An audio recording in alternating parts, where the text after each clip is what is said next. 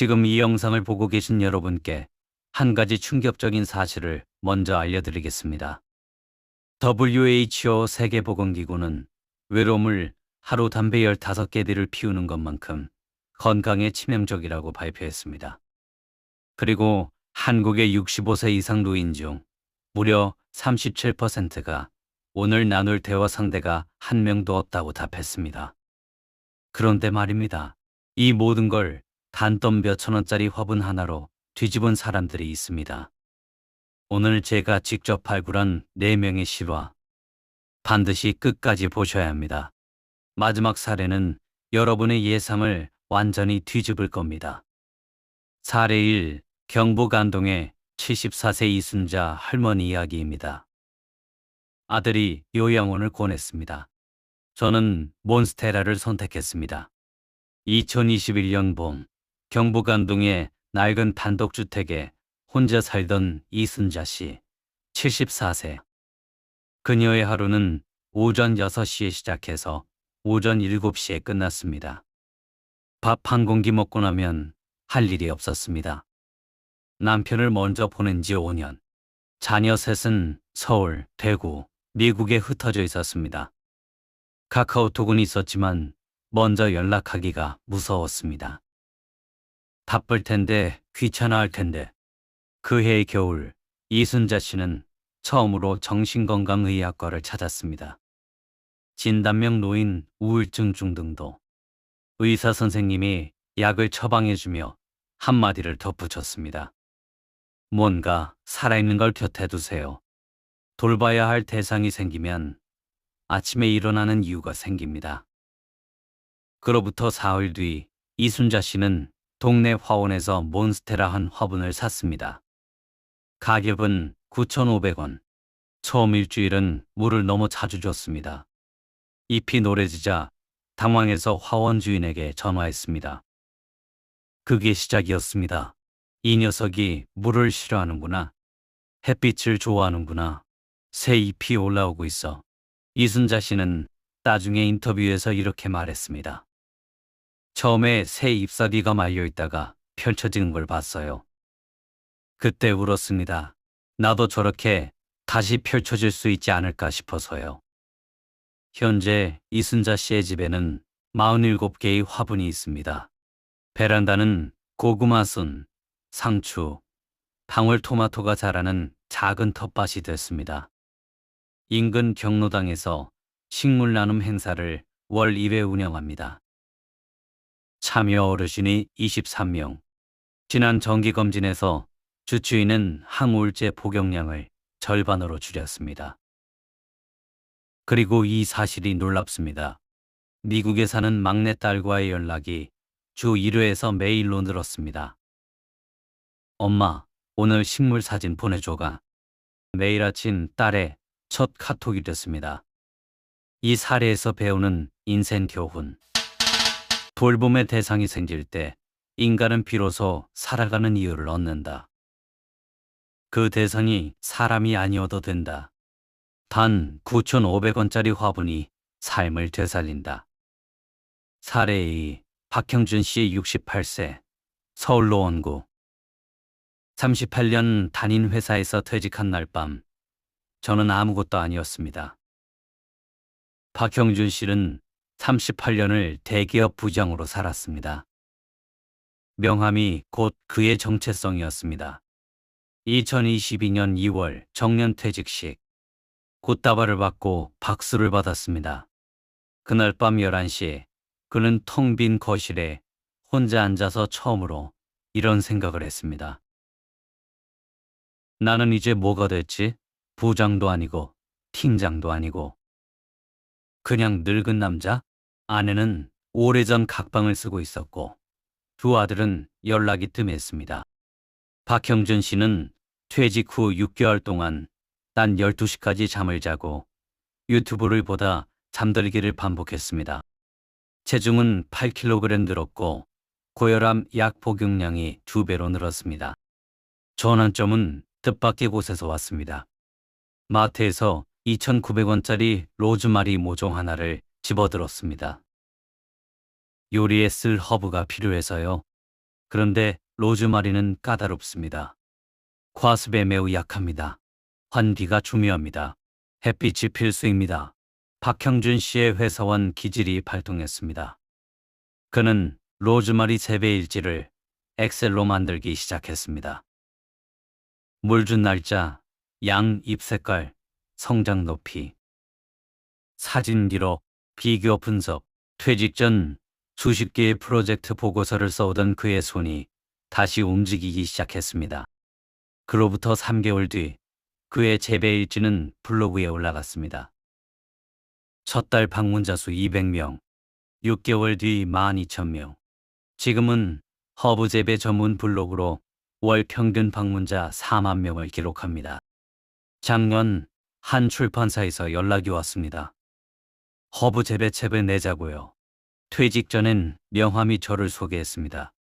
지금은 제 식물이 저를 소개합니다. 둘 다 저인데 지금이 훨씬 자유롭습니다. 이 사례에서 배우는 인생 교훈. 은퇴는 정체성의 종말이 아니다. 식물을 키우며 얻은 관찰력, 기록력, 끈기가 전혀 새로운 정체성을 만들어낸다. 나는 무엇을 잘하는가가 아니라 나는 무엇을 좋아하는가가 출발점이다. 사례 3. 김말순 씨 79세, 부산 영도구. 치매 판정 후 딸은 울었고 저는 씨앗을 심었습니다. 김말순 씨는 2020년 79세의 경도인지 장애치매 전단계 진단을 받았습니다. 딸 수진 씨는 그날 집에 돌아와 밤새 울었다고 합니다. 어머니는 달랐습니다. 진단서를 받아들고 나서 가장 먼저 한 말이 이것이었습니다. 수진아, 우리 텃밭 만들면 안 될까? 엄마 손이 아직은 멀쩡하잖아. 여기서 잠깐 중요한 내용을 짚고 넘어가겠습니다. 많은 분이 모르시는 사실입니다.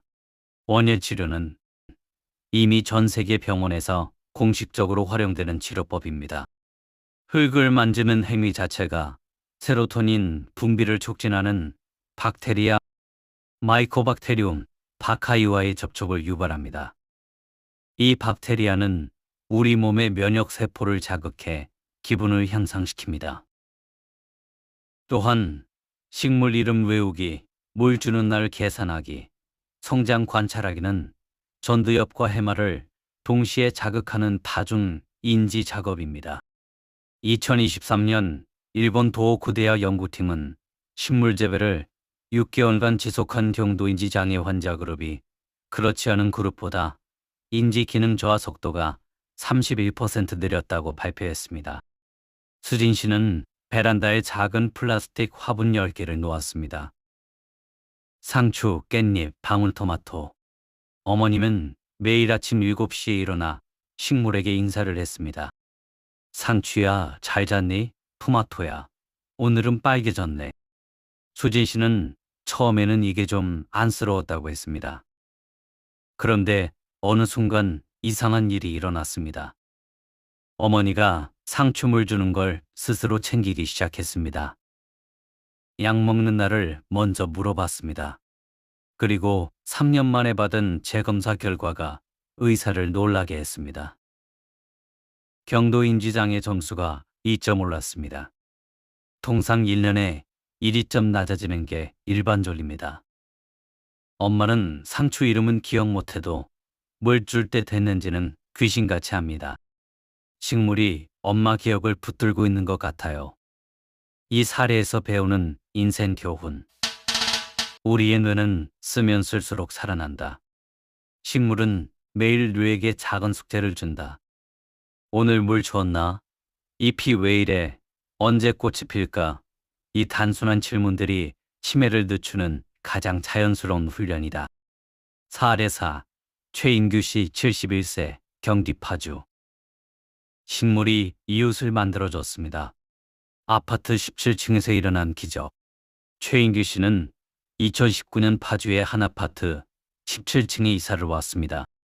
30년 가까이 살던 고향 마을을 자녀 가까이 살고자 떠난 것입니다.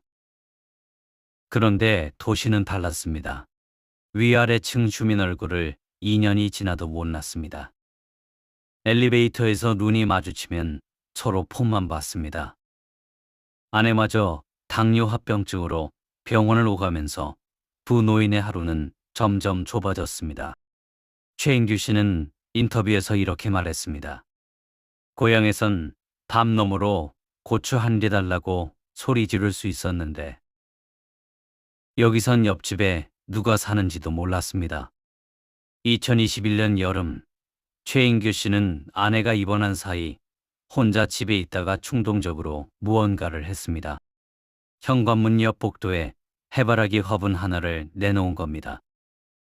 아무 의도 없이 그냥 햇빛이 거기 들어서 다음날 아침 아래층 아주머니가 문을 두드렸습니다. 혹시 이 꽃 주인이세요? 너무 예뻐서요. 그게 시작이었습니다. 최인규 씨는 씨앗을 나눠줬습니다. 아래층 아주머니는 옆집에 또 나눠줬습니다. 한 달 뒤 17층 복도에는 화분이 5개가 됐습니다. 3달 뒤엔 12개. 입주민 중 누군가가 단톡방을 만들었습니다. 17층 식물클럽. 그 채팅방이 전체 동으로 확산됐습니다. 100이 가구가 참여하는 초록 아파트 프로젝트로.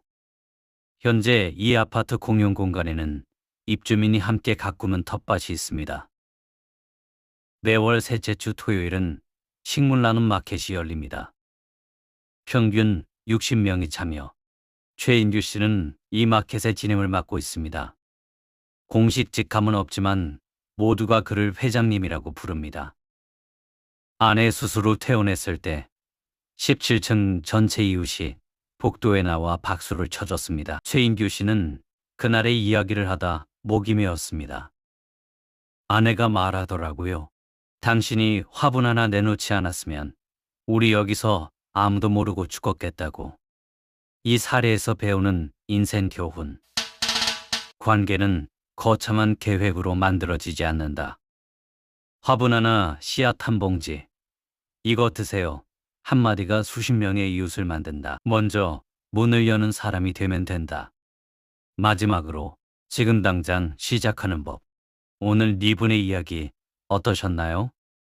공통점을 눈치채셨나요? 이순자 씨의 9,500원, 박형준 씨의 2,900원, 김말순 씨의 씨앗 한 봉지, 최인규 씨의 화분 하나. 엄청난 돈이 필요한 게 아닙니다. 특별한 재능이 있어야 하는 것도 아닙니다. 식물은 기다려줍니다. 잔소리하지 않습니다. 비교하지 않습니다. 밤새 걱정하지 않습니다. 단지 당신이 물을 주면 자랍니다. 당신이 빛을 주면 꽃을 피웁니다. 그리고 신기하게도 그 식물을 키우는 동안 당신도 조금씩 자랍니다. 초보자를 위한 추천 반려식물 5가지를 소개합니다.